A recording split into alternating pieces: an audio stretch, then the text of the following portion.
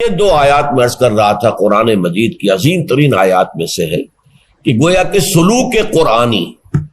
یہ قرآنی تصوف ہے کہ کیسے دل کی سختی کو دور کیا جائے، کیسے دل کی اس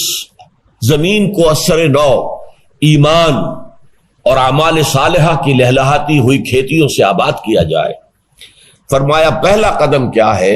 ان المصدقین والمصدقات واقرضوا اللہ قرضا حسنا یضاعف لهم ولهم اجر کریم۔ یقیناً بہت صدقہ کرنے والے مرد اور بہت صدقہ کرنے والی عورتیں، اور وہ کہ جو اللہ کو قرض حسنہ دیں، ان کے لیے دگنا کر دیا جائے گا، بڑھا دیا جائے گا، بڑھا چڑھا دیا جائے گا، اور مزید اضافی طور پر بہت باعزت انہیں اجر بھی ملے گا۔ یہ آیت اس اعتبار سے بہت اہم ہے کہ اول تو اس میں اللہ تعالیٰ کی رضا کے لیے خرچ کرنے کے دو مدیں علیحدہ کر دی گئی۔ ایک ہے صدقہ۔ صدقہ جو ہے اصل میں ہے خیرات، غریبوں کے لیے، مسکینوں کے لیے، یتیموں کے لیے، یعنی انسانی برادری ہی کے اندر جو محرومین کا طبقہ ہے اس کی مدد، اس کی تکلیف کو ختم کرنے کی کوشش، بھوکے کو کھانا کھلانا، جس کے پاس لباس نہیں ہے اس کا تن ڈھانپنا، جو بیمار ہے علاج نہیں کر سکتا ہے اس کا علاج کروانا، وغیرہ وغیرہ۔ اور پچھلے زمانے میں ہوتا تھا راستے میں پیاؤ لگا دینا، پانی کا اہتمام کر دینا، اور اسی طریقے سے سبیل ہمارے ہاں کہتے ہیں، ہندی میں پیاؤ کہتے تھے اس کو، سبیل لگی ہوئی ہے، مطلب یہ کہ اللہ کے راستے میں کسی نے یہاں پر پانی کا اہتمام کیا ہے، کنواں کھدوا دینا، سرائے بنا دینا، وغیرہ وغیرہ۔ یہ سب صدقات ہیں، یہ انسانوں کی بہتری کے لیے صدقہ۔ یہ اصل میں متصدقین والمتصدقات باب تفاعل سے ہے، لیکن تا اور صاد یہ دونوں جڑ گئے، مصدقین، متصدقین کی بجائے مصدقین والمصدقات، یقیناً صدقہ اور خیرات کرنے والے مرد اور صدقہ اور خیرات کرنے والی عورتیں۔ اچھا، دوسری مت کیا ہے؟ وَأَقْرَضُوا اللَّهَ قَرْضًا حَسَنًا، اور وہ کہ جو اللہ کو قرض حسنہ دیتے۔ یہ اللہ کا قرض حسنہ کیا ہے؟ اس کے دین کے لیے خرچ کرنا، اس کے پیغام کی نشر و اشاعت کے لیے خرچ کرنا، اس کے دین کو قائم کرنے کی جد و جہد کے لیے یہ اللہ کے لیے خرچ کر رہے ہیں۔ اب یہ انسانوں کے لیے نہیں کر رہے ہیں، اللہ کے لیے کر رہے ہیں، تو اسے اللہ تعالیٰ اپنے ذمے قرض سے تعبیر کرتا ہے، گویا کہ تم نے مجھے قرض دیا ہے۔ اس سے پہلے یہ آیت آ چکی ہے، 11ویں آیت، من ذا الذی یقرض اللہ قرضا حسنا فیضاعفہ لہ ولہ اجر کریم۔ کون ہے وہ باہمت لوگ جو اللہ کو قرض حسنہ دے؟ تو وہ لوگ کہ جو پھر اللہ کے دین کے لیے، اس کے نشر و اشاعت کے لیے، اس کی تبلیغ کے لیے،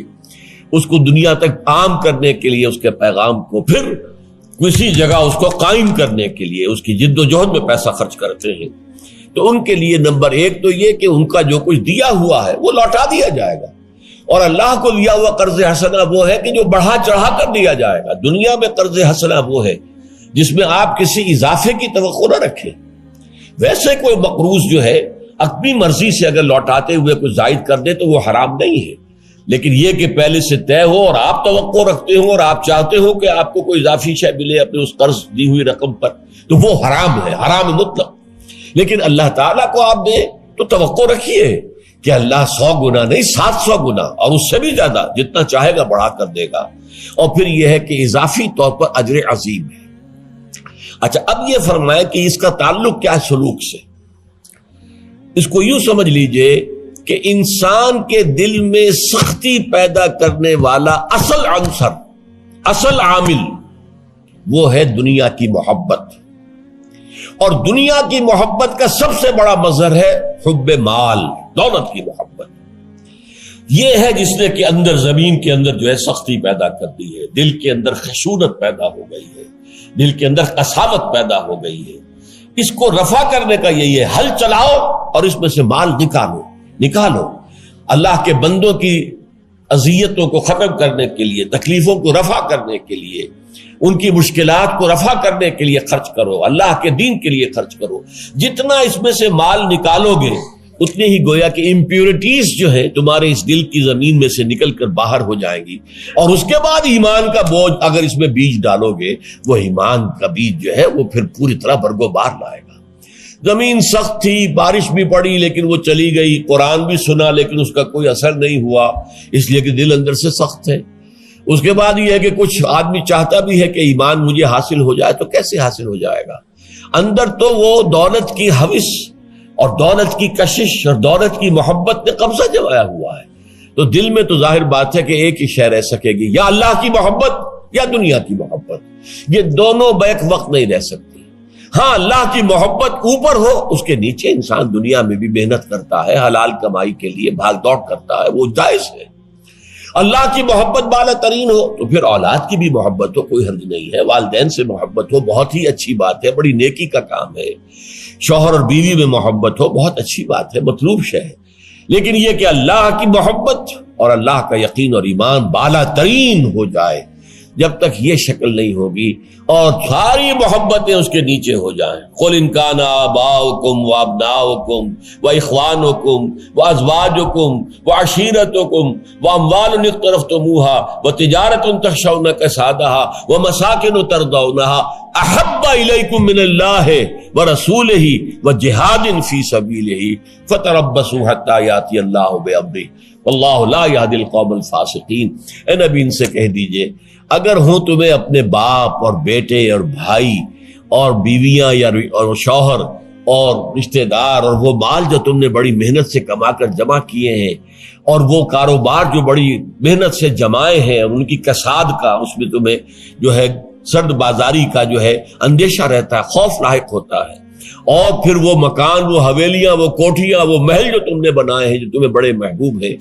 اگر ان 8 چیزوں کی محبت اللہ کی محبت سے، اللہ کے رسول کی محبت سے، اللہ کی راہ میں جہاد کرنے کی محبت سے اگر یہ چیزیں بالا تر ہے تو جاؤ، دفع ہو جاؤ، بیٹھو وہاں، انتظار کرو اللہ کے فیصلے کا، یہاں تک کہ اللہ کا حکم آ جائے، اور اللہ ایسے ناہنجاروں کو، ایسے فاسقوں کو ہدایت نہیں دیتا۔ تو یہ ہے مال کی محبت دل سے نکلے گی۔ اور ایک اور مقام پر آیا ہے سورہ بلد میں، فلقتحم العقبہ، یہ انسان جو ہے یہ گھاٹی کو عبور نہیں کر پایا۔ جیسے یہ ہے کہ ایک پہاڑی سفر آپ کر رہے ہیں، اس میں ایک بڑی تنگ گھاٹی آ گئی، اس کے بعد پھر کھلی وادی آ جاتی ہے، لیکن تنگ گھاٹی میں سے گزرنا ذرا